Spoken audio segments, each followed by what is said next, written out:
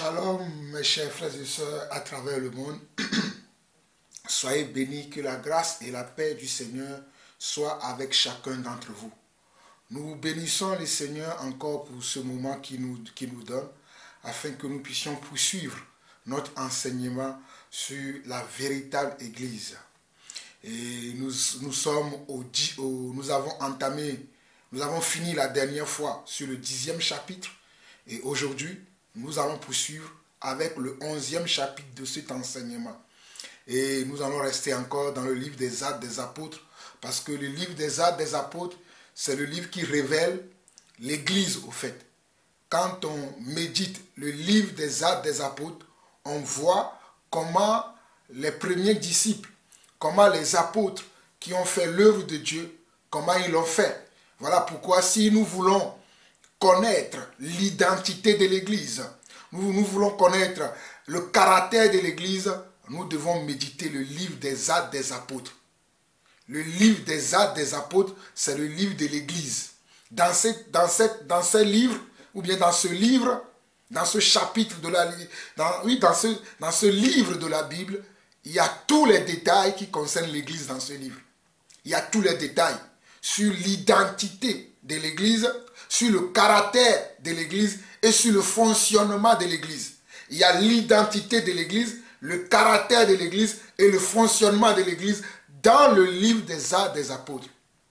Voilà pourquoi ce livre est très important à méditer plusieurs fois pour comprendre l'essence de l'Église, la bien fondée de l'Église, pour comprendre le fondement de l'Église, les as de l'Église, comment l'Église doit fonctionner. Nous pouvons lire le livre des Actes des Apôtres. Bien sûr que toute la parole de Dieu nous renseigne sur l'Église et sur son fonctionnement. Alors, comme j'ai l'habitude de vous dire, n'oubliez pas de partager ces enseignements. Mes chers frères et sœurs à travers le monde, n'oubliez pas de partager ces enseignements, car beaucoup d'enfants de Dieu ne connaissent pas l'Écriture. Voilà pourquoi nous avons besoin de partager ces enseignements pour que les gens puissent comprendre qu'est-ce que c'est que la véritable Église. Je vous salue tous, mes frères et sœurs, soyez bénis et merci pour vous qui priez pour moi, qui me soutenez dans la prière, pour vous qui me donnez aussi vos avis, vos commentaires, que le Seigneur vous bénisse également. Au travers de vos avis, de vos commentaires, nous nous améliorons aussi dans la manière dont nous enseignons, dans la manière dont nous apportons l'édification dans le royaume de Dieu. Merci encore pour vos avis et pour vos commentaires. Nous allons prier et nous allons entamer maintenant l'enseignement. Père éternel, Dieu d'amour, Dieu de bonté, Dieu de grâce, nous voulons encore te bénir en ce jour, toi qui es le Père de tout esprit sur cette terre. Papa, merci encore de nous renouveler ta grâce. Merci encore de nous renouveler, Seigneur Dieu, la bonne santé. Et surtout, merci Seigneur, parce que tu veilles sur chacun d'entre nous et que tu permets, Seigneur, que nous puissions comprendre ta parole, que nous puissions entendre ta parole et la comprendre, Papa. Seigneur, tu dis dans ta parole que mon peuple périt, faute de connaissance.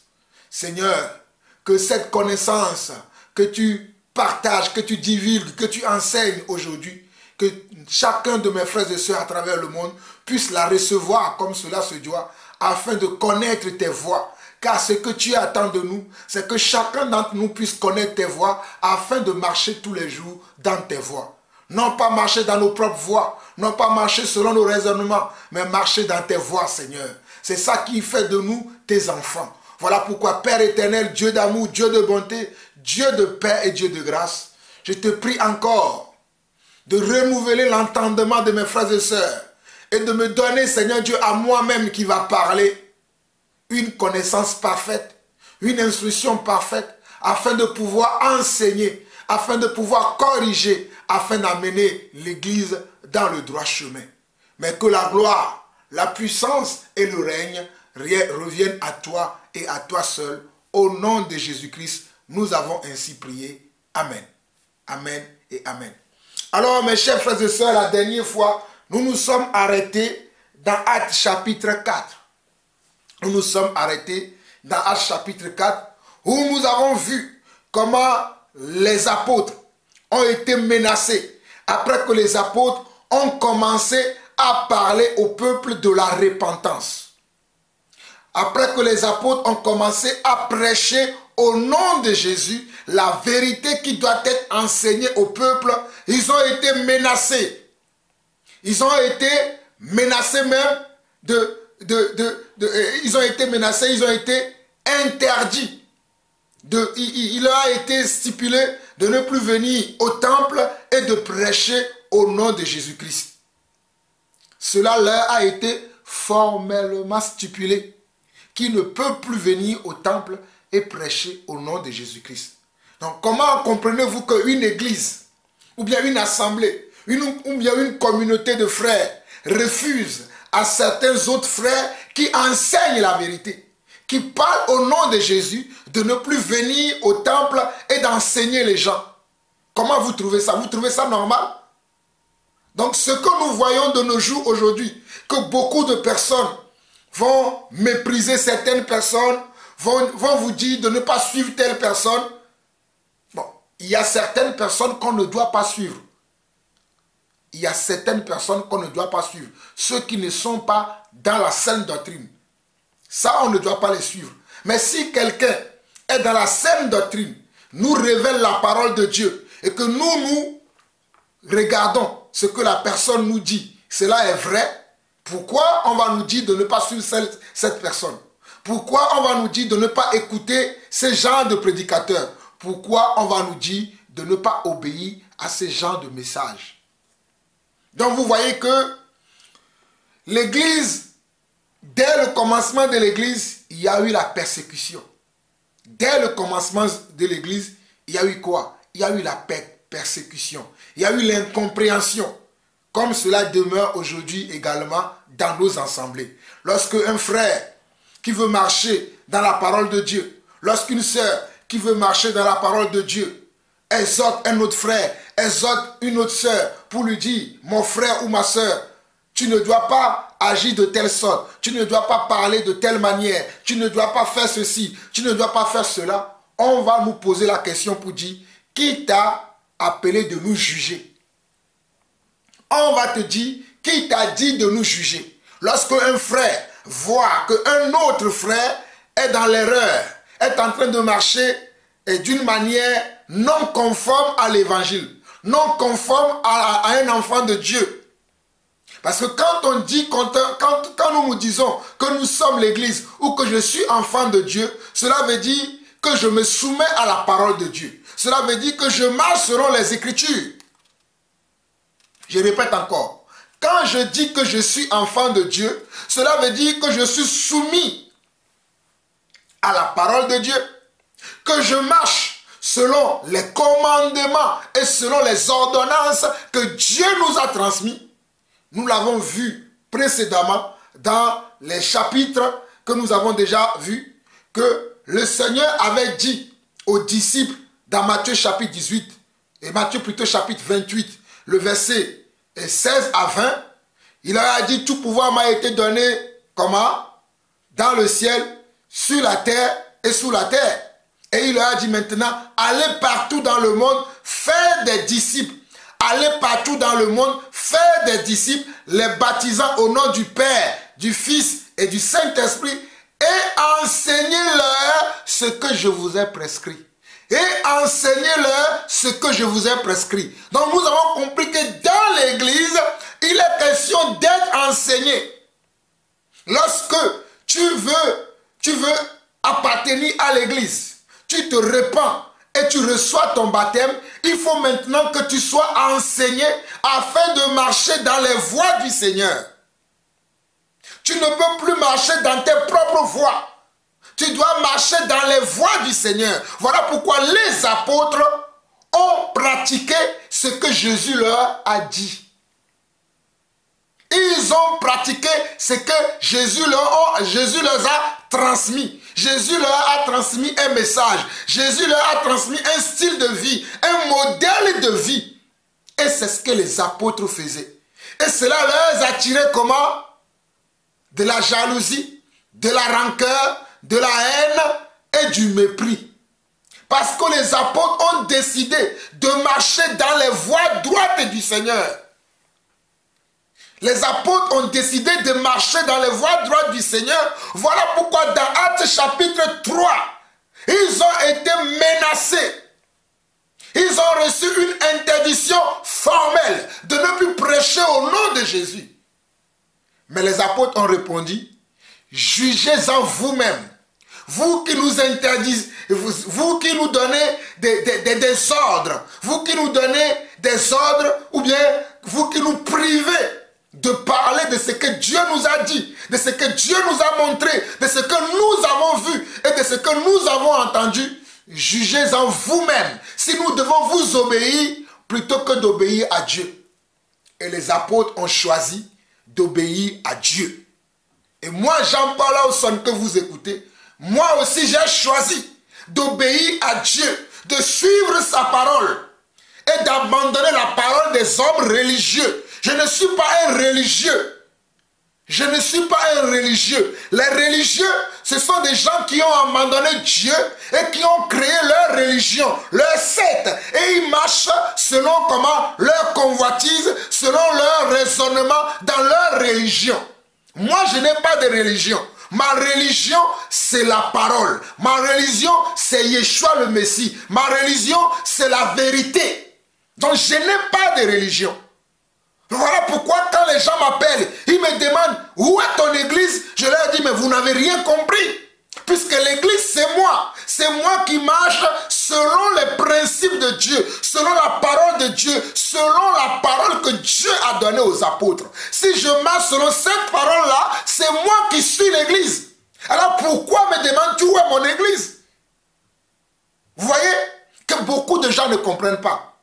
Mais néanmoins, si moi je marche selon les Écritures, toi aussi tu marches selon les Écritures, l'autre aussi marche selon les Écritures, et que nous nous réunissons des fois pour partager ensemble notre expérience, pour partager ensemble notre amour avec le Seigneur, cela s'appelle une communauté de frères. Cela s'appelle l'église. Et nous allons avoir peut-être un lieu où nous nous rassemblons. Ça peut être dans ma maison, ça peut être un bâtiment que nous avons loué pour pouvoir partager notre expérience, pour pouvoir prier, louer le Seigneur et surtout pour être enseigné. Car nous n'avons pas la même connaissance lorsque nous venons en Christ. Voilà pourquoi il faut que les gens soient enseignés pour qu'ils ne marchent pas selon leur vieille nature. Voilà pourquoi les gens doivent être enseignés. C'est pour cette raison que Jésus a dit aux disciples, allez faire de toutes les nations.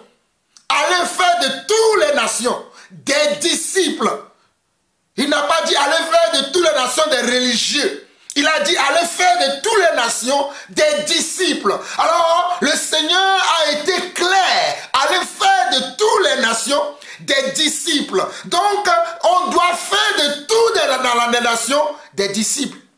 On ne doit pas faire des religieux, les gens qui sont des religieux, qui se disent qu'ils croient en Dieu, mais qui ne comprennent pas les Écritures, qui ne connaissent même pas le Dieu dont ils parlent.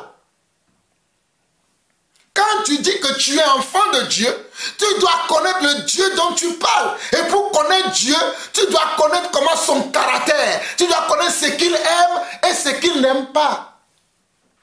Tu dois connaître ce qu'il aime et ce qu'il n'aime pas. Et tu dois agir selon ce qu'il aime. Vous comprenez? Et c'est ce que les apôtres faisaient. Voilà pourquoi les apôtres n'étaient pas aimés. Voilà pourquoi les apôtres étaient méprisés. Parce que les gens qui étaient religieux voulaient demeurer dans leur religion. Ils voulaient demeurer dans leur pratique. Ils voulaient demeurer dans leur bêtise. Qui n'a rien à voir avec la parole de Dieu. Et les apôtres venaient pour leur toucher du doigt que ça, ce n'est pas bon. Ça, ce n'est pas bon. Ça, ce n'est pas bon. Voilà ce qui est bon. Donc l'église est l'exposition des œuvres des ténèbres et la présentation des œuvres de l'esprit. Alléluia.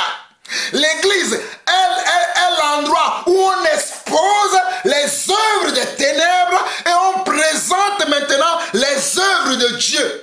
Je répète encore, l'église est le lieu où on expose expose les œuvres du malin, les œuvres de la chair, les œuvres des ténèbres, mais par contre, on présente les œuvres de l'esprit, les œuvres de Dieu.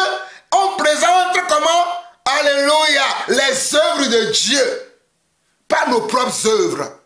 Mais on présente les œuvres de Dieu pour que les enfants de Dieu puissent les pratiquer. C'est ça la vérité. Allons dans Actes chapitre 5. Voilà pourquoi je vous dis que le livre des Actes des Apôtres est le livre par excellence dans lequel vous allez avoir l'identité parfaite de l'Église. Alléluia. Le livre des Actes des Apôtres est le livre dans lequel vous allez trouver le caractère de l'Église, le style de l'Église. Oh, alléluia. Vous allez trouver le comportement de l'Église. Pas ce que nous voyons de nos jours. Allons lire Actes chapitre 5 rapidement.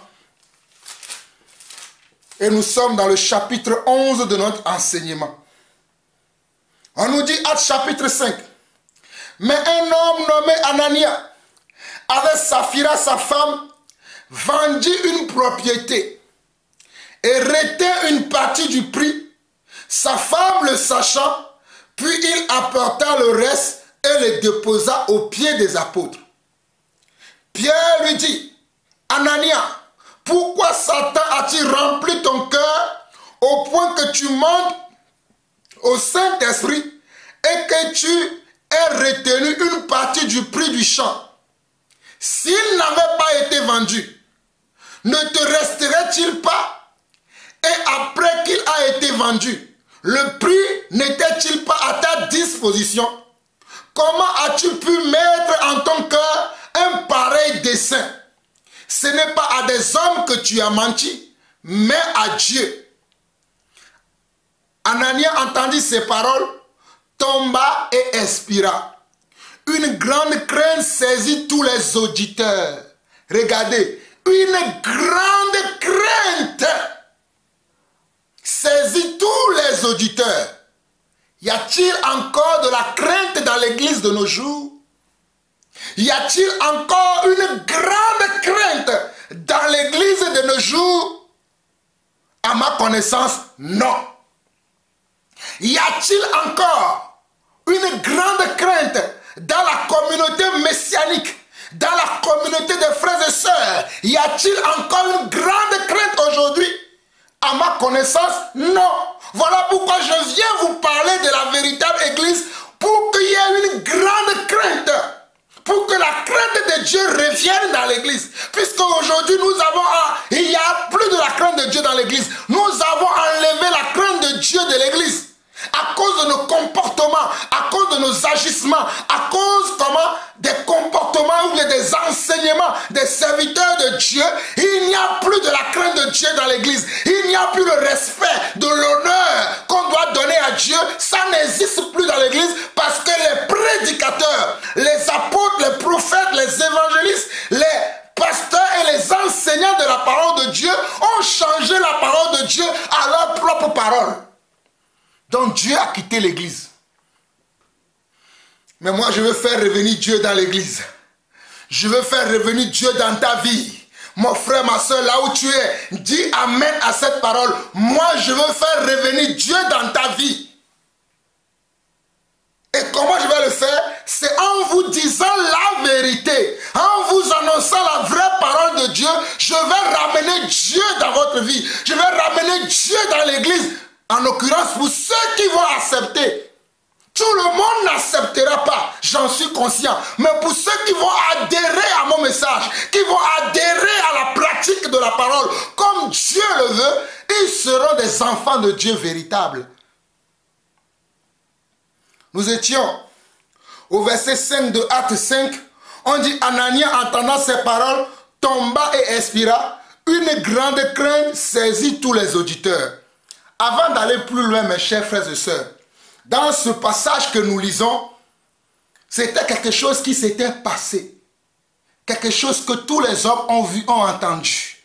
N'oubliez pas que je vous ai lu dès le commencement de cet enseignement, Luc chapitre 1, le verset 1 à 4, dans lequel Luc, le médecin, qui était un compagnon d'œuvre de Paul, un accompagnateur d'œuvre de Paul, qui a dit à Théophile, à qui il envoyait le livre de Luc.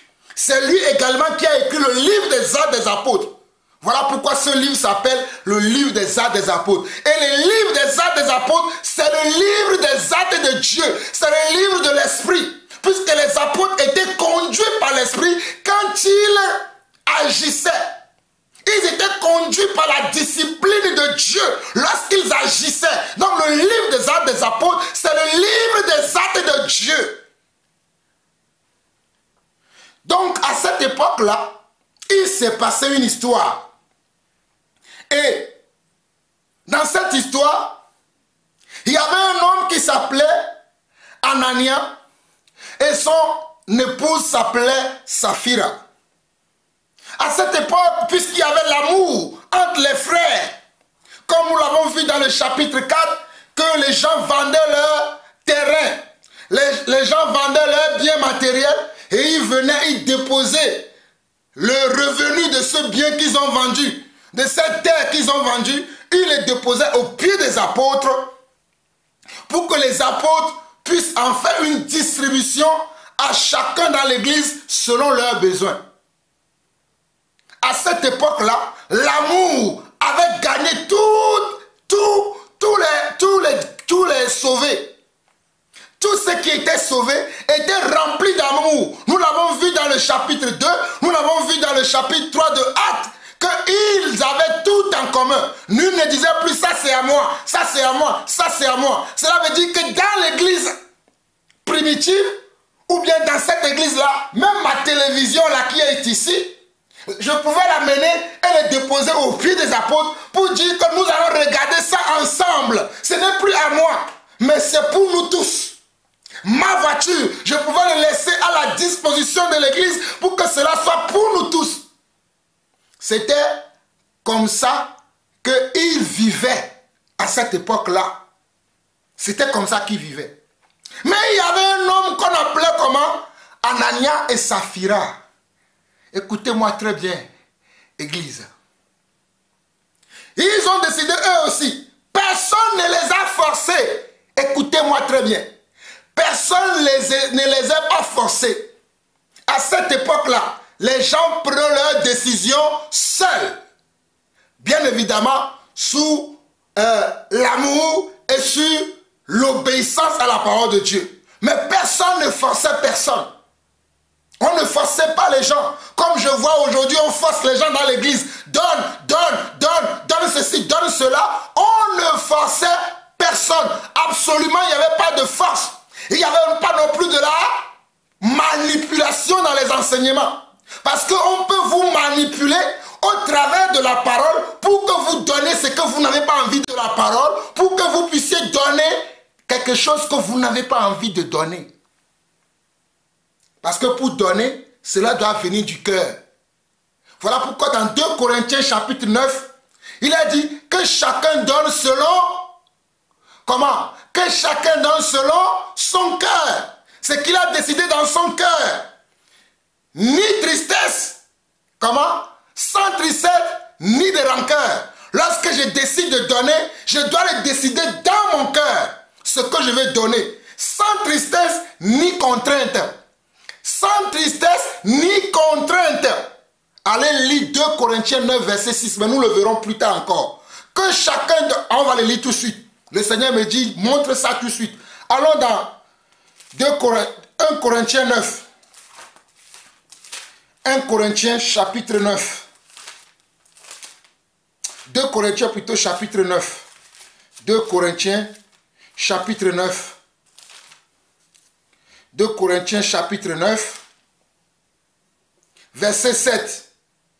2 Corinthiens chapitre 9 verset 7 dit que chacun donne comme il a résolu en son cœur, sans tristesse ni contrainte, car Dieu aime celui qui donne avec joie. Oh, alléluia!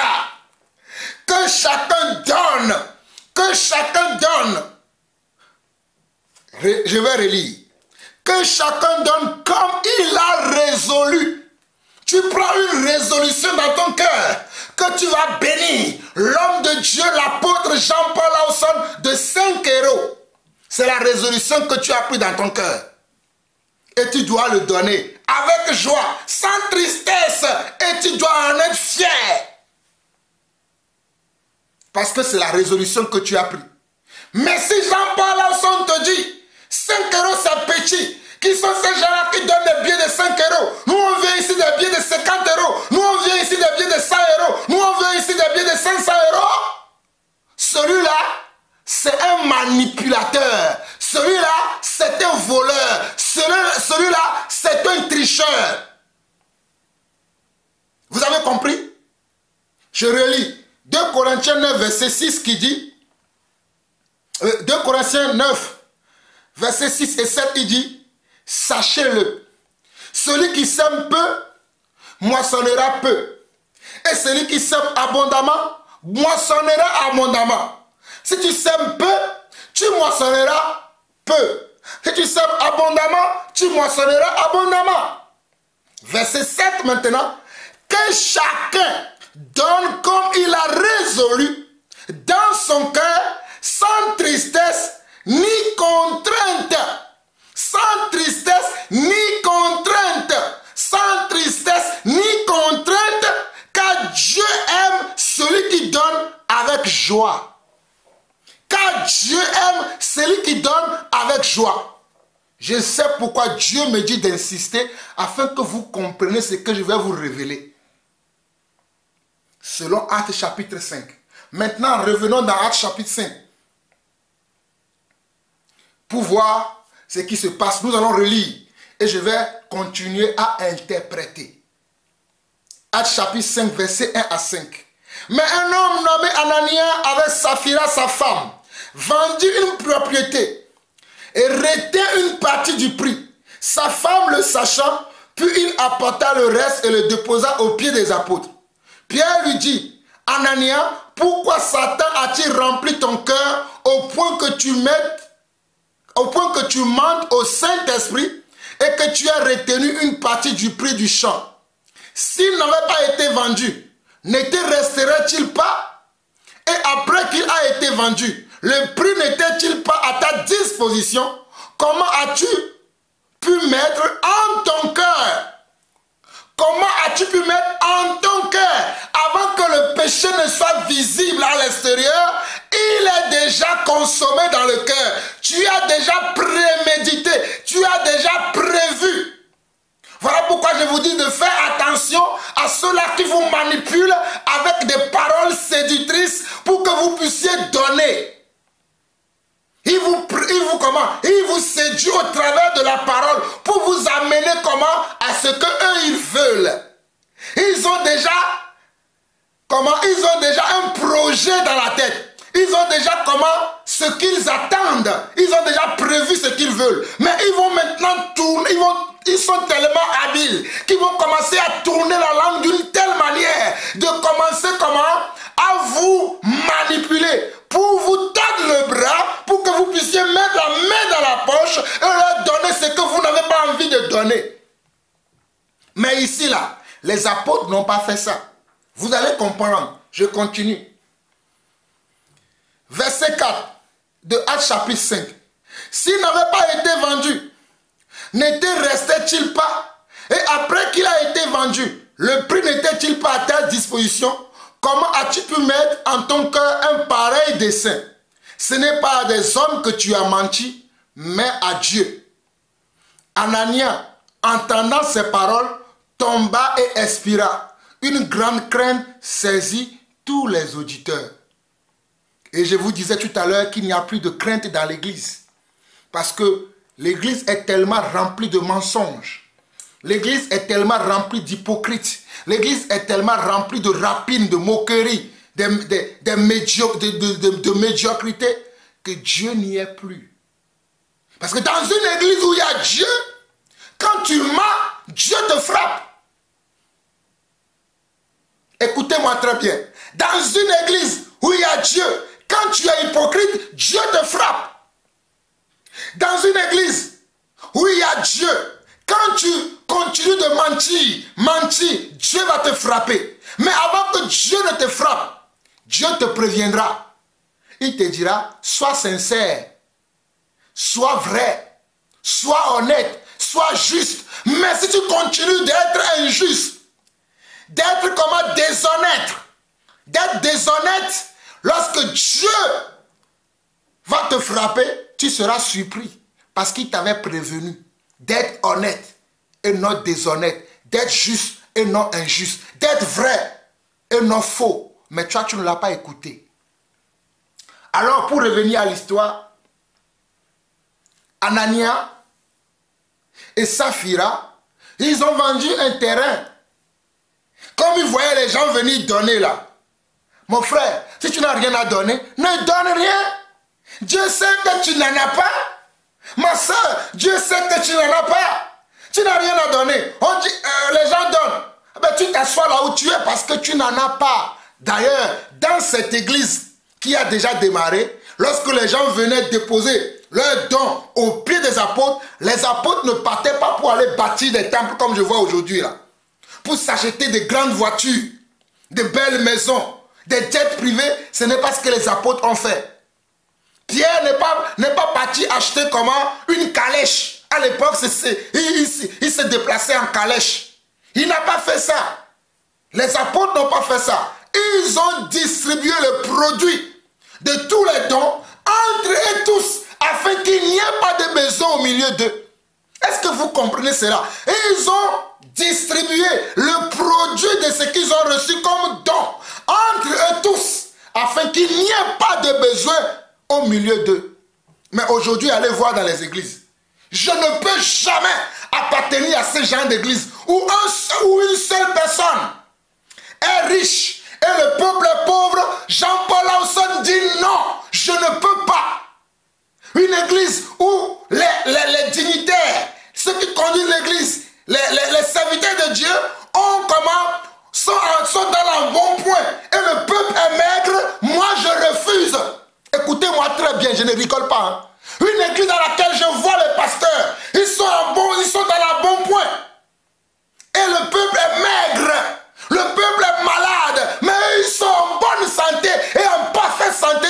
Moi je refuse, puisque Jésus a dit, nous devons donner notre vie pour le peuple. Moi j'ai donné ma vie pour l'église. Voilà pourquoi je suis là à parler tout le temps, à enseigner. Je n'ai plus de vie. Même mon salaire que je reçois par mois, je travaille. Hein? Vous ne me donnez ni dîme, ni offrande. Même mon salaire que je reçois par mois, je prends une partie de ce salaire-là pour bénir des frères un peu partout. Sans recevoir ni dîme, ni offrande. Mais eux, ils reçoivent des dîmes et des offrandes. Mais qu'est-ce qu'ils font avec? Ils construisent des cathédrales, des grands bâtiments pour aller s'enorgueillir. J'ai la plus grande église, je suis le plus riche, j'ai des Rolls-Royce dans mon garage, j'ai des Land Rover dans mon garage, j'ai des Lexus dans mon garage, j'ai bâti une maison de campagne à tel endroit. Moi je ne veux pas cette église-là. C'est ce que les apôtres faisaient. Maintenant, qu'est-ce qui s'est passé? Anania et Saphira n'avaient pas été obligés eux aussi de donner quelque chose. Eux-mêmes, ils se sont dit, nous allons aussi vendre nos terres et venir aussi donner aux apôtres. Mais si vous avez vendu vos terres et que vous décidez de donner 30% sur le produit de ce que vous avez reçu, mais Dieu sera d'accord avec vous.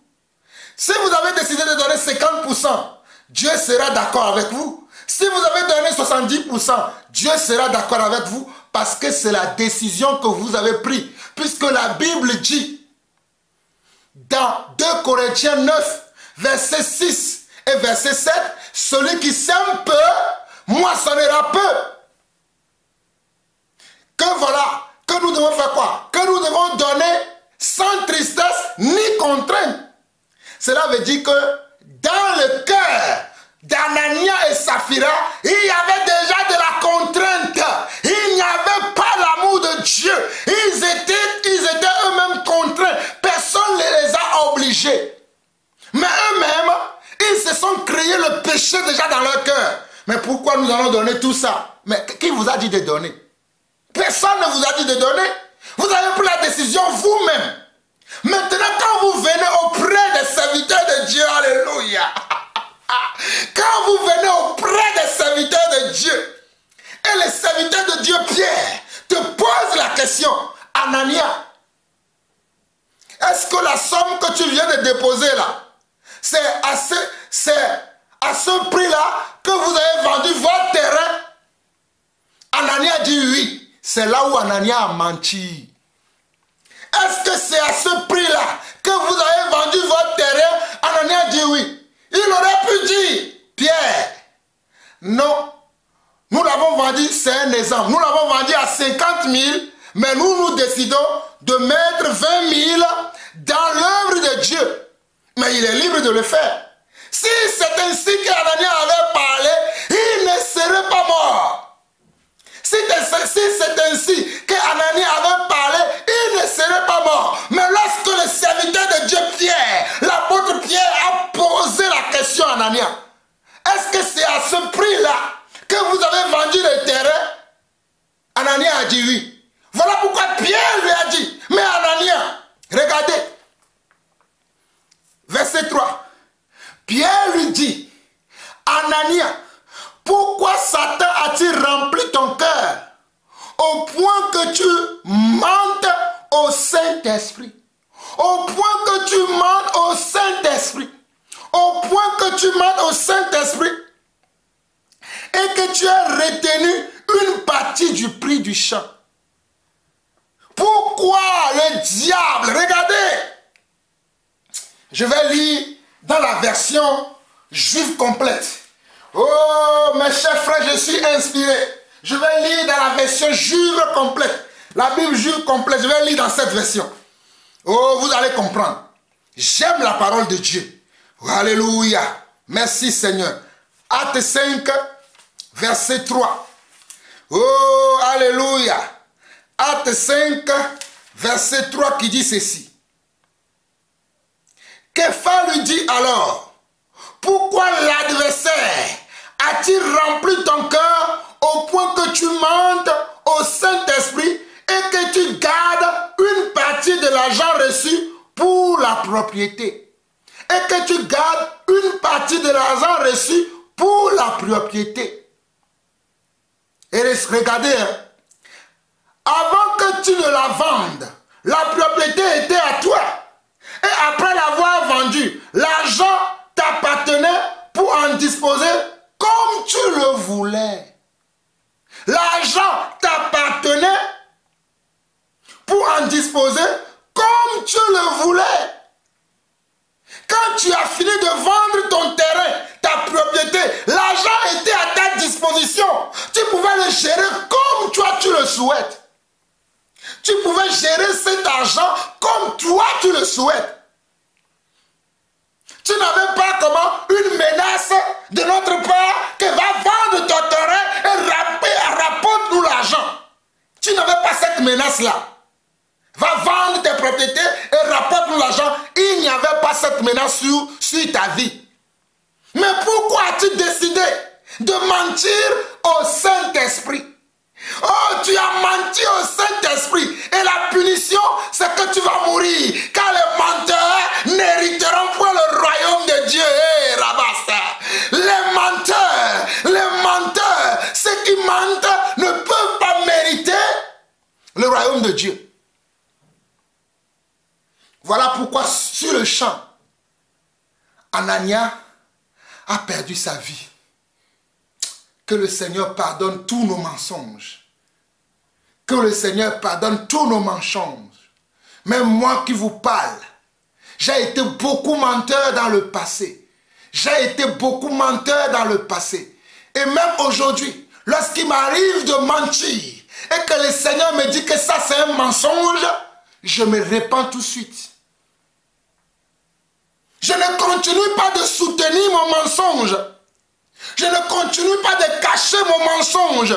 Je ne continue pas d'alimenter mon mensonge. Mais je me répands. Parce que Dieu nous fait grâce lorsque nous nous repentons. Voilà pourquoi Pierre a dit dans Acte 3, le verset 19, repentez-vous et que chacun de vous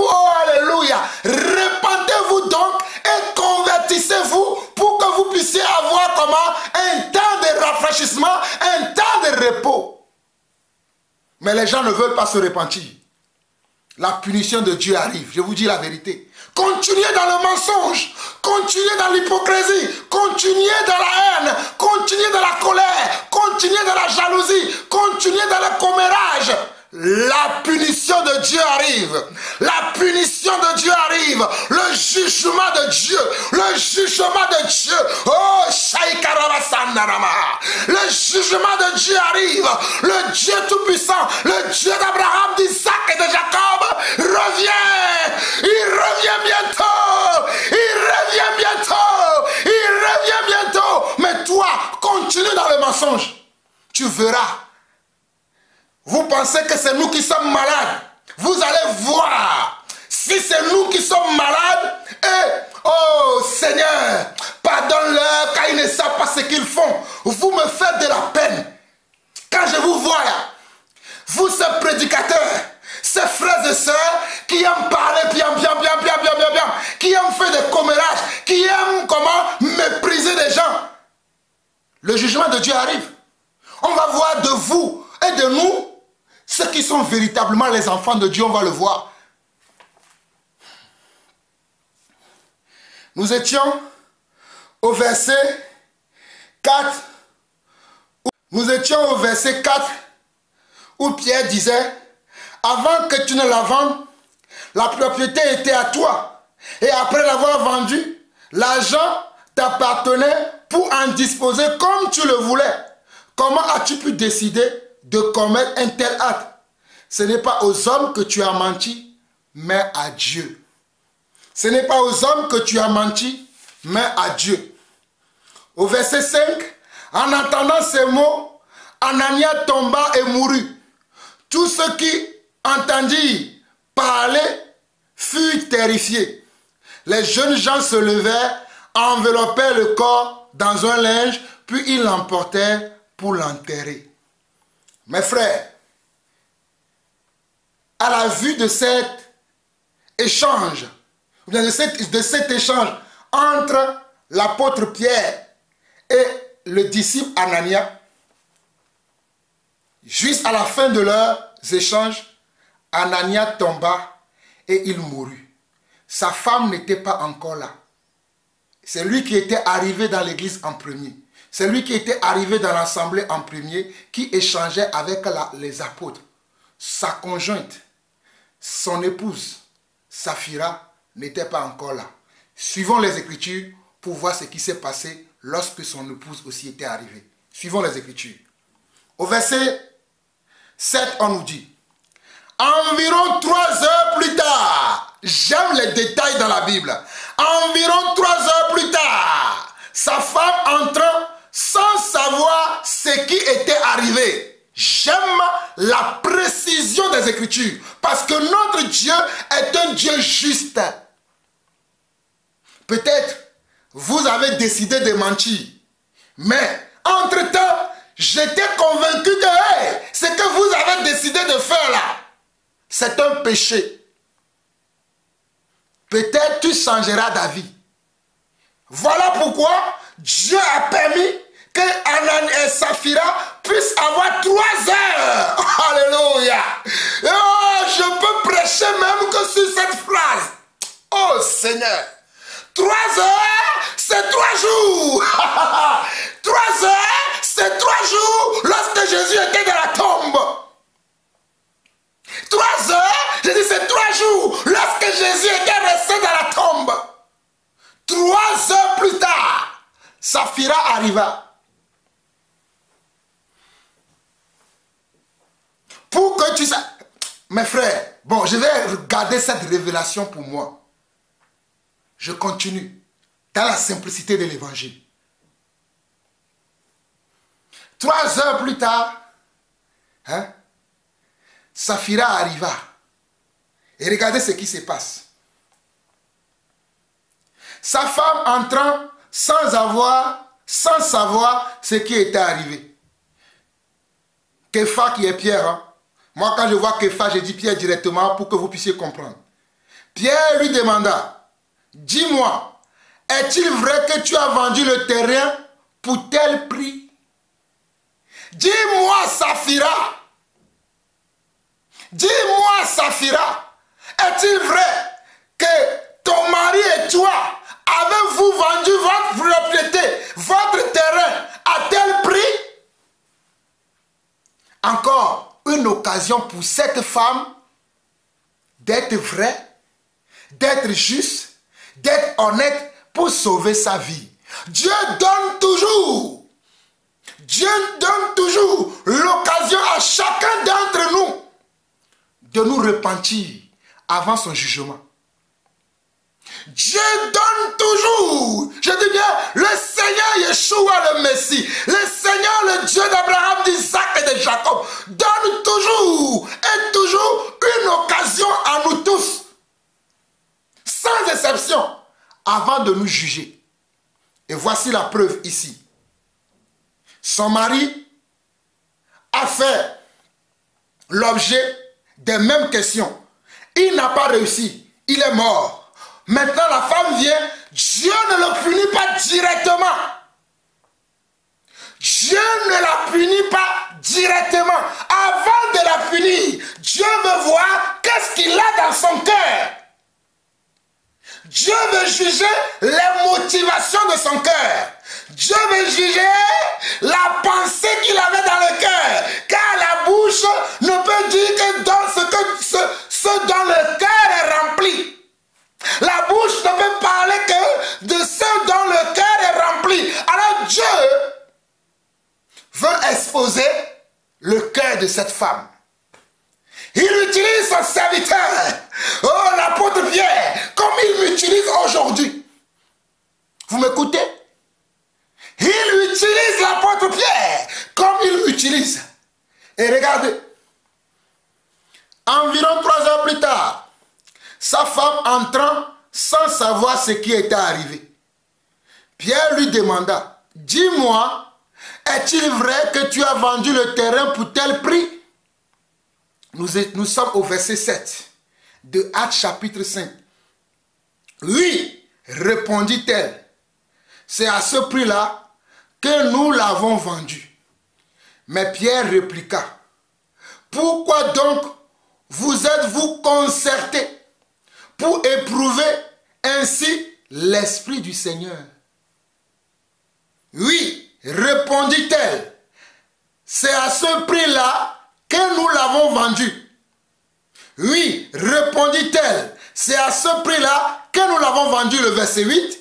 Et le verset 9, mais Pierre répliqua, pourquoi donc vous êtes-vous concertés pour éprouver ainsi l'Esprit du Seigneur? Pourquoi vous êtes-vous donc concertés? Comme je vois aujourd'hui des serviteurs de Dieu qui se concertent pour aller mentir aux gens, qui se concertent pour aller tromper les enfants de Dieu. Tu vas voir tel serviteur, il va inviter un confrère, un collègue qui va venir dire la même chose. Et les enfants de Dieu vont dire, ah, c'est Dieu qui a parlé. Vous ne comprenez absolument rien. Vous devez tout vérifier dans les Écritures. Vous devez tout vérifier dans les Écritures.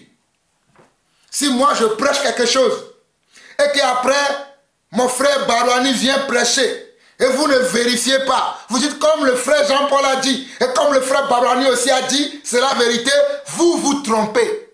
Mais par contre, si c'est que le frère Jean-Paul a dit, le frère Barouani aussi vient le dire, selon les Écritures, ça c'est Dieu qui a parlé. Ça par contre, c'est Dieu qui a parlé. Ça par contre, c'est Dieu qui a parlé. Si le frère Jean-Paul dit quelque chose, après, le frère Philippe vient, il dit quelque chose d'autre. Vous dites, ah, le frère Philippe a dit quelque chose d'autre. Non, c'est le frère Philippe qui a raison. Vous ne comprenez absolument plus aussi rien. Vous devez vérifier d'abord ce que et le frère Jean-Paul a dit et le frère Philippe a dit. Vous vérifiez dans comment? Dans le dictionnaire de Dieu, dans l'encyclopédie de Dieu, dans les règles de Dieu, pour voir si ce que les deux ont dit, est-ce la vérité. Et vous allez prendre parti pour celui qui a dit la vérité. Alléluia. Moi, je prends parti pour les apôtres. Parce que c'est les apôtres qui demeurent dans la vérité. Je veux prendre parti pour les apôtres. Je ne veux pas prendre parti pour les hommes qui disent que Dieu est amour. Dieu est amour. Ils acceptent le mensonge dans l'église. Ils acceptent l'hypocrisie dans l'église. Ils acceptent la jalousie dans l'église. Ils acceptent la haine dans l'église. Moi, j'ai dit non. Assez non, non, non, non, non, non. I refuse. Moi, je dis non. Je prends position du côté de la vérité. Je prends position du côté de la justice. Je prends position du côté de la volonté de Dieu et non de la volonté des hommes. Puisque les hommes savent eux-mêmes qu'ils marchent dans le mensonge, dans l'hypocrisie, ils se rassemblent pour faire leurs choses. Voilà pourquoi ils sont comment? Voilà pourquoi ils se recommandent entre eux.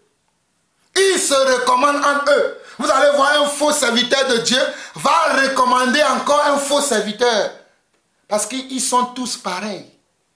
Un faux serviteur de Dieu va recommander un faux serviteur de Dieu. Et vous allez dire, mais Marc aussi a dit ça. Après, j'ai vu Jules aussi, il a dit ça. Ah donc c'est la vérité. Non!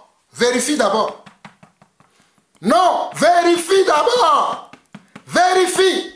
Des fois, il se concerne comme lorsque j'étais dans le système. Je vous dis, moi j'ai été dans le système, je connais tout ça. Lorsque j'étais dans le système, on va inviter un frère, un autre serviteur de Dieu, par exemple qui vient des États-Unis, mais quand il vient, on va faire d'abord une rencontre entre les anciens. Tu sais, actuellement, on veut que l'église soit enseignée sur telle chose. On a commencé déjà. Si tu peux venir nous appuyer dans telle chose, viens nous appuyer pour que l'église comprenne. Cela, c'est vrai, on peut le faire. Mais basé sur quoi? Basé sur la parole. J'enseigne sur la foi. J'invite un autre serviteur de Dieu. Je veux que toi aussi, tu viennes enseigner le peuple sur la foi. Quel est le mal dedans? Il n'y a pas un mal dedans. Si tout est fait selon les Écritures. Mais là où il y a le mal, là où vous ne voyez pas, là où vous manquez de discernement, vous manquez de vigilance, c'est qu'il vient, il dit, nous voulons que les gens donnent dans l'église. Ils ne donnent pas. Viens, dis un message, tu dis, Dieu m'a dit que vous devez soutenir l'homme de Dieu. L'homme de Dieu, il est là, il prie pour vous. Il vous soutient, il vous enseigne, mais vous ne donnez pas. Ce n'est pas la vérité. Dieu ne lui a rien dit. Ils se sont concertés entre eux et lui, il vient maintenant, il parle. Non. Nous savons nous-mêmes que nous devons soutenir l'homme de Dieu. Nous savons nous-mêmes que nous devons soutenir l'homme de Dieu. Mais cela ne veut pas dire qu'il ne peut pas donner un conseil. On peut donner un conseil pour amener les gens à comprendre la parole et la volonté de Dieu. Mais on ne doit pas les manipuler. Voilà ce que moi je vous révèle. On ne doit pas leur tordre le bras. On ne doit pas leur contraindre. La contrainte ne vient pas de Dieu. Le verbe contraindre, vous connaissez ce verbe? On ne doit pas les contraindre. On l'a vu tout à l'heure dans 2 Corinthiens 9, 6, que celui qui donne comment? Sans tristesse ni contrainte. Donc on ne doit pas contraindre les gens à donner. Les gens doivent donner librement. On ne doit pas les manipuler aussi à donner. J'espère que vous avez bien compris la pensée de Dieu par rapport aux dons. Et vous comprenez comment on vous manipule dans les églises. Voilà pourquoi je suis en train de parler du véritable église. Dans le véritable église, il n'y a pas de manipulation. Il n'y a pas comment? Il n'y a pas de traitement de faveur. Dieu est équitable dans ses traitements. Le traitement que Saphira a eu, le traitement que Anania a eu, sa femme aussi a eu le même traitement. Il n'y a pas comment? Il n'y a pas de faveur. Voilà pourquoi Képhas, ou bien Pierre lui dit dans Actes chapitre 7, le verset 5, dans Actes chapitre 5, le verset 7 au verset 9, Pierre lui dit, environ 3 heures plus tard, sa femme entrant sans savoir ce qui était arrivé. Pierre lui demanda, dis-moi, est-il vrai que tu as vendu le terrain pour tel prix? Oui, répondit-elle, c'est à ce prix-là que nous l'avons vendu. Mais que fasse? Mais Pierre répliqua, pourquoi donc vous êtes-vous concertés pour éprouver ainsi l'Esprit du Seigneur? Est-ce que vous imaginez comment le Saint-Esprit est éprouvé tous les jours dans les milieux chrétiens? D'ailleurs, dans certains endroits, il n'y est pas. Donc, il ne peut pas être éprouvé. Il ne peut être éprouvé que dans les endroits où il y est encore. Mais dans certaines communautés, le Saint-Esprit est parti depuis belle lurette. À cause du comportement des serviteurs de Dieu, à cause du comportement de l'assemblée, Dieu est parti depuis. Mais eux, ils sont là encore, dit Dieu, Dieu, Dieu, mais Dieu n'est même pas là avec eux. Ils sont là à dire Dieu, Dieu, Dieu, mais Dieu n'est pas même pas là avec eux. Dieu est parti depuis belle lurette. Il les a abandonnés parce qu'ils ont vu que ce sont des gens qui sont faux. Il les a quittés depuis belle lurette. Mais eux, ils sont là encore. Dieu, Dieu, Dieu. Comme Dieu dit, ce peuple m'honore des lèvres. Mais son cœur est éloigné de moi. Ce peuple m'honore des lèvres, mais son cœur n'est pas avec moi. Ne sois pas comme ça, mon frère. Ne sois pas comme ça, ma soeur. Au verset 10, au même instant, elle tomba. Au même instant, elle tomba à ses pieds et mourut. Elle tomba où? Elle tomba au pied de l'apôtre Pierre et mourut comme son défunt mari aussi. Mais elle a eu d'abord l'occasion de dire la vérité. Parce que Pierre lui a posé la question. Est-ce vraiment à tel prix que vous avez vendu le terrain? Si elle avait dit, Pierre, pardonne-nous, effectivement, nous avons vendu le terrain à tel prix. Mais mon mari et moi, nous nous sommes concertés pour donner que ce prix-là, pour venir déposer que ce prix-là dans le panier commun que nous avons ensemble. Pierre n'aurait pas dit tu as menti à l'esprit. Pierre n'aurait pas dit ça. Si elle serait venue et quand elle a eu la question, elle a été honnête, elle a été vraie, elle a été juste en disant oui, Pierre, effectivement, ta question, elle est bonne parce que, effectivement, moi et mon mari, nous nous sommes concertés pour venir donner que 20 000 dans les 100 000 que nous avons vendu le terrain. Nous avons décidé de donner que 30 000 dans les 70 000 que nous avons vendu le terrain. Pierre dira, c'est ce que vous avez décidé. Ok, dépose les 30 000 et pars.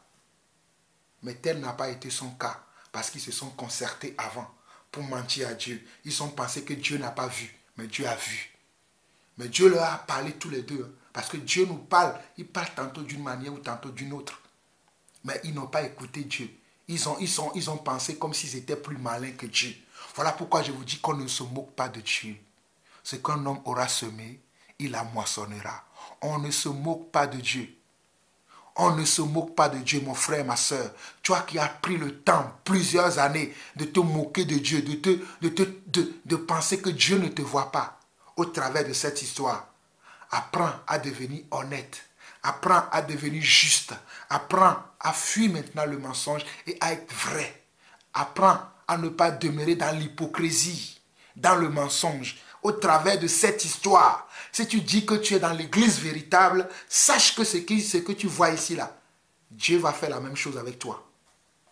Ne te trompe pas. Hein? Dieu fera la même chose avec toi. Soyons vrais. Ne soyons pas des menteurs. Même si des fois, cela peut nous causer des torts, cela peut nous causer des préjudices, disons la vérité. Comme il y a des gens qui disent, toutes les vérités ne sont pas bonnes à dire, c'est faux. Ou c'est écrit dans la parole? Est-ce que c'est écrit dans la parole que toutes les vérités ne sont pas bonnes à dire? Ça, ce sont des pensées humaines, ce sont les raisonnements humains. Toutes les vérités sont bonnes à dire. Parce que cela sert à l'édification du peuple. Regardez si Saphira serait venu et dirait la vérité. Regardez comment le peuple serait comment. Le peuple serait comment édifié.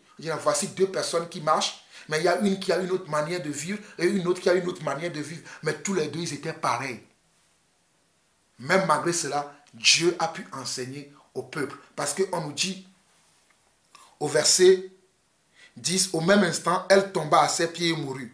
Les jeunes hommes qui entraient la trouvèrent morte. Ils l'emportèrent et l'enterrèrent auprès de son mari. Suite à ces événements, une grande crainte s'empara de toute la communauté messianique et de tous ceux qui entendaient parler de ces choses. Regardez, on nous dit au verset 11, suite à ces événements, une grande crainte s'emparait de toute la communauté messianique et de tous ceux qui entendaient parler de ces choses. Vous comprenez pourquoi je vous dis qu'aujourd'hui, il n'y a plus de crainte dans l'église? Parce qu'à l'époque des apôtres, il y avait la crainte dans l'église. Parce que les apôtres marchaient selon la volonté de Dieu. Ils marchaient selon les Écritures. Ils marchaient selon la pensée de Dieu. Ils marchaient selon le style de Dieu. Ils n'avaient pas un style différent du style du Seigneur. Aujourd'hui, les styles des apôtres sont différents. Les styles des prophètes sont différents. Les styles des pasteurs sont différents. Mais ils ont reçu quel esprit? Si nous avons le même esprit, nous devons demeurer dans le même esprit que les apôtres. Mais si nous n'avons pas le même esprit que les apôtres, mais quel est l'esprit que nous avons reçu alors? Y a-t-il eu un esprit à l'époque des apôtres et un autre esprit ici? Puisque l'église a commencé à l'époque des apôtres. Voilà pourquoi je suis en train de vous parler des livres, des actes des apôtres. Y a-t-il eu un autre Saint-Esprit à leur époque et un autre esprit aussi à notre époque? Ne s'agit-il pas du même esprit? Mais pourquoi les comportements sont différents? Moi, je ne comprends pas. Nous sommes à l'époque de l'église, à l'époque de l'esprit. Puisqu'il y a eu un temps où Dieu a parlé par la bouche des prophètes. Il y a eu un temps où Dieu a parlé par le Fils. Mais Dieu parle maintenant par l'esprit. Depuis que le Seigneur Jésus-Christ est mort et qu'il est ressuscité, Dieu parle maintenant par l'esprit à son église. Mais quand l'esprit parle, les gens disent que c'est faux. Les gens disent que ce n'est pas vrai. Ils se comportent d'une autre manière qui n'a rien à voir avec les Écritures. Et vous ne voulez pas qu'on en parle. Moi seul, j'en parlerai. Si je serais seul dans ce monde à tenir ce genre de propos, je le tiendrai jusqu'à ma mort. Allez écouter mes enseignements depuis 2008, depuis 2009. Je tiens toujours les mêmes propos, je n'ai pas changé. Hey, écoutez-moi très bien, je n'ai pas changé. Je dis toujours les mêmes choses. Voilà pourquoi je ne suis pas aimé ni apprécié. Et d'ailleurs, je ne cherche pas les appréciations des hommes. Je dis toujours les mêmes choses. Allez écouter mes enseignements sur l'église depuis 2008-2009. Vous allez voir que c'est la même chose que je dis. Je ne change pas parce que je veux que les gens puissent me dire il est le meilleur des meilleurs. Le meilleur, c'est Jésus. Le roi des rois, c'est Jésus. Le seul vrai, unique, c'est Jésus. Pourquoi vous voulez que je chante maintenant sa parole? Pour m'attirer comment? De l'amitié des hommes. Vous qui cherchez l'amitié des hommes et femmes. Hey, je ne cherche pas l'amitié des hommes. Désabonnez-vous de ma chaîne. Bande d'incrédules, de voleurs, de menteurs, d'hypocrites. Je n'ai pas besoin de vous. Hey, écoutez-moi très bien. Je ne suis pas votre frère. Je ne suis pas votre frère. Je suis le frère de ceux qui marchent selon l'écriture. Moi, je ne suis pas votre frère. Écoutez-moi très bien. La récréation est terminée. Jean-Paul seul n'est pas votre frère. Je suis le frère de ceux qui marchent selon les Écritures. Si tu ne marches pas selon les Écritures, ne me cherche pas. Ne m'appelle pas frère. Va marcher avec les hypocrites, les menteurs qui vont mourir bientôt là. Va marcher avec eux. Va marcher avec les incrédules qui vont mourir bientôt. Va marcher avec les voleurs. Va marcher avec les manipulateurs. Va marcher avec comment? Ceux qui méprisent la vérité. Nous acceptons volontairement la vérité et nous disons Amen. Va marcher avec ces gens-là. Regardez. Acte 5, le verset 11. Suite à ces événements, une grande crainte s'empara de toute la communauté et de tous ceux qui entendaient parler de ces choses. Vous voyez que ce qui se passe dans l'église de nos jours, parce qu'il n'y a plus la crainte de Dieu. Les gens se permettent d'aller voler et venir semer à l'église. Les gens se permettent d'aller en boîte de nuit, d'aller coucher avec les maris et les femmes des autres. Le lendemain, ils sont dans la chorale.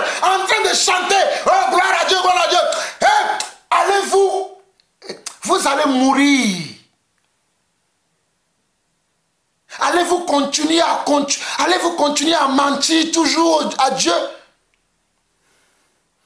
Allez-vous continuer toujours à tromper les hommes? Allez-vous continuer toujours à tromper Dieu et tromper les hommes? Allez-vous continuer toujours à être de cette... Je ne sais pas en quel langage je vais vous parler encore. Les gens sont là. Ils sont dans la duplicité. Ils sont dans les commérages. Ils sont dans les animosités. Mais ils viennent à l'église, ils se tiennent sur la chair. Oui, je suis le docteur un tel, je suis le prophète un tel, Dieu a dit, et ils sont là sautés sur l'estrade. Mais dans leur cœur, rien n'est converti. Rien n'est sauvé. Même pas leurs cheveux. Même pas leurs cheveux n'est pas encore sauvé. Mais ils se croient sauvés. Regardez, Actes 5, verset 11. Suite à ces événements, une grande crainte s'emparait de toute la communauté et tous ceux qui entendaient parler de ces choses et de tous ceux qui entendaient parler de ces choses. Seigneur, donne-nous de vivre la vraie évangile, papa. Papa, aujourd'hui, je prie, Seigneur, puisque moi je crois à l'évangile véritable, puisque c'est l'évangile véritable qui m'a engendré. Je suis né en écoutant l'évangile véritable. Voilà pourquoi je crois qu'il est encore possible que nous puissions vivre l'évangile véritable de nos jours. Père, au nom de Jésus, que ta crainte vienne dans l'église. Au nom de Jésus, que les hommes et femmes qui te craignent dans l'église, papa, puisque nous voulons te craindre, toi, nous voulons aimer ta parole, nous voulons voir ta main agir dans l'église, Seigneur, je prie maintenant, accorde ta grâce, accorde ta miséricorde à tous mes frères et sœurs à travers le monde qui ont ce souhait de voir l'église de nos jours comme elle a commencé, papa. Seigneur, moi j'ai le désir de voir l'église dans le même état comme son commencement, papa. Ma prière aujourd'hui, mon Seigneur, mon Dieu, c'est de revoir l'église dans le même état comme elle a commencé, comme je viens de le lire dans Actes chapitre 5, papa. Je veux voir l'église comme elle était à son commencement. Papa, je suis troublé de voir aujourd'hui que l'église n'est plus dans sa forme originelle, dans sa forme comme tu as commencé. Voilà pourquoi, Seigneur, ma prière aujourd'hui, c'est que l'église redevienne ce qu'elle a été. Qu'elle soit toujours ce que toi tu veux, papa. Parce que nous les hommes, nous voulons. Seigneur, que ta parole soit honorée dans l'église. Que ta parole soit crainte. Que ton nom soit glorifié. Que ton nom soit sanctifié au milieu du peuple messianique, papa. Au milieu de la communauté messianique, Seigneur Dieu. Que ton règne vienne, papa. Et que ta volonté soit faite sur la terre comme elle est faite au ciel, papa. Que les incrédules, Seigneur Dieu, soient découverts au milieu de nous. Que les manipulateurs soient exposés au milieu de nous. Que les voleurs soient exposés au milieu de nous. Que les menteurs soient exposés au milieu de nous. Que les idolâtres soient exposés au milieu de nous. Que les séducteurs et séductrices soient exposés au milieu de nous. Que les voleurs soient exposés au milieu de nous. Que les jaloux, les haineux soient exposés au milieu de nous. Afin que ta crainte revienne. Afin que la crainte revienne. Afin que ta crainte revienne. Père, je sais que tu es le même hier, aujourd'hui et éternellement. Voilà pourquoi tu m'as appelé pour un temps comme celui-ci. Papa, je t'en supplie au nom de Jésus, que ta crainte revienne dans l'église. Que les cœurs se convertissent réellement, papa. Que ta parole puisse toucher le monde entier. Parce qu'il y a ta crainte, parce qu'il y a de la crainte, parce qu'il y a du véritable amour au milieu de nous, papa. Nous allons avoir assez d'être hypocrites devant toi. Nous allons avoir assez d'être menteurs devant toi. Mais Seigneur, je prie, papa. Oh Seigneur, Rabo sarabashanda ramaya rabashiri kamasata. Ema shurababa sanda ramabrosa. Oh shirababa sanda ramaya karia. Seigneur, s'il te plaît. S'il te plaît. S'il te plaît, agis. S'il te plaît, agis, mon Seigneur et mon Dieu. Agis, Papa. Agis, mon Seigneur. Agis. Agis dans ton église. Merci, Seigneur. Shalom. Shalom. Shalom.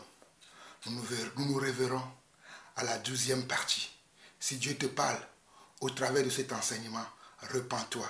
Si le Seigneur te convainc de péché, de justice et de jugement, repens-toi avant que cela ne soit trop tard.